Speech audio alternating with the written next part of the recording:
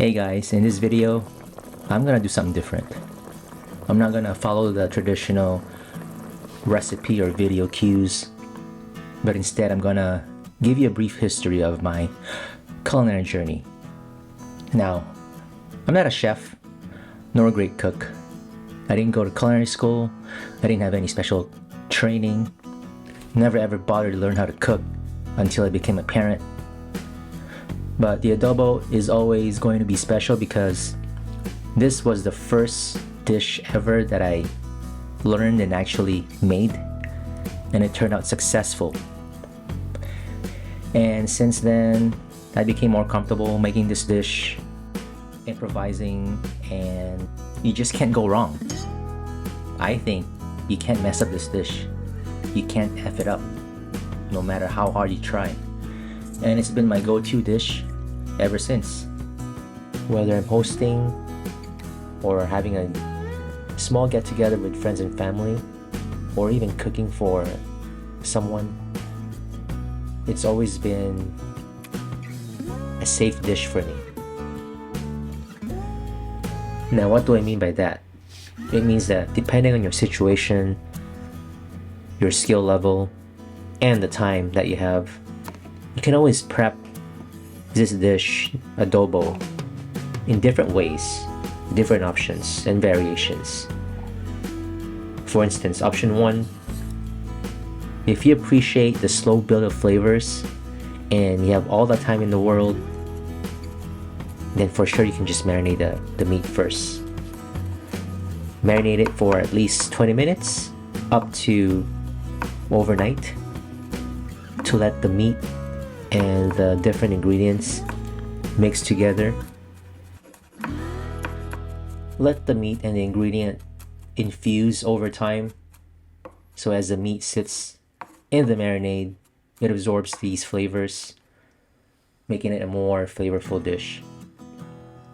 Another reason to marinate the meat is to tenderize it. The acid in the vinegar or any citrus juice like lemon juice or calamansi juice helps break down the connective tissue of the protein, and it'll make it more tender and easier to chew.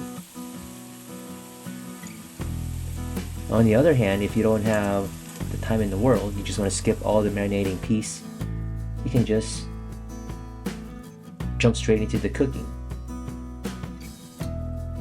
Sautéing the meat first is recommended because it also brings out the flavor of the brown crust of the meat. Searing also helps with the texture of the meat. It maintains the texture when you simmer it into the sauce, and it also reduces the fat. Sautéing the meat helps the fat render and remove some excess fat. Another reason why you want to saute the meat first before adding the aromatics is to bring out the aroma, hence aromatics, the smell, the fragrance of the dish throughout your kitchen. The last option is very easy. It's basically a one-pot meal. For the laid-back chefs, it's all about the set-it-and-forget-it magic of slow cooking. You simply throw in all the ingredients, the meat, the onions, garlic, soy sauce, sugar, water, vinegar, peppercorns, bay leaves, and set the slow cooker into the low setting and let it simmer for hours. And you can go to work, come back home, and you'll be greeted by this super tenderized meat that'll fall off the bone and melt in your mouth.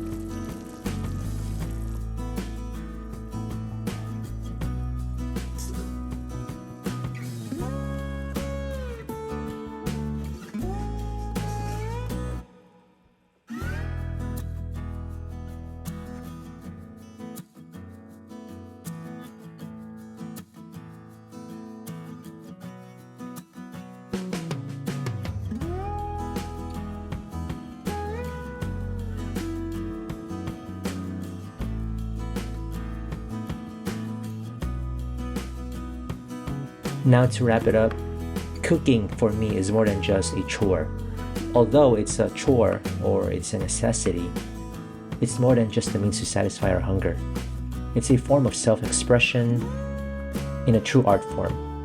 In the kitchen, we become artists, wielding ingredients like paintbrushes on a canvas, creating flavors that tell stories about who we are and where we come from.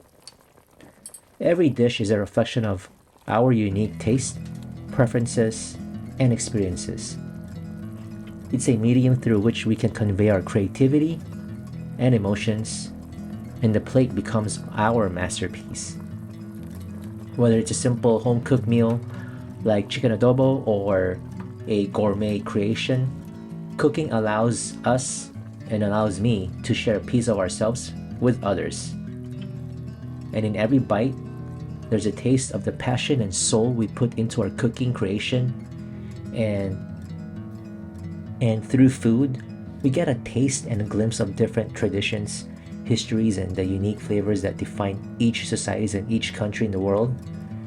And to me, it's a window into the heart of a culture, showcasing the ingredients, techniques, and customs that have been passed down through generations. Cooking and food also helps us understand people better by fostering empathy and building a better connection, stronger connection. It's a language of its own, breaking down barriers and building bridges of understanding. Whether you're savoring a spicy curry from India or a comforting food like adobo in the Philippines,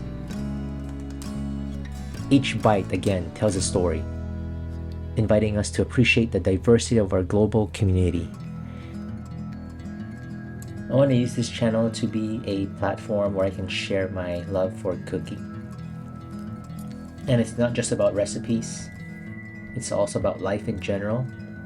It's about spreading love and happiness through the simple act of cooking. So if you like this video, give it a thumbs up, hit the like button, and subscribe. And I'll see you on the next one. Thank you so much for watching.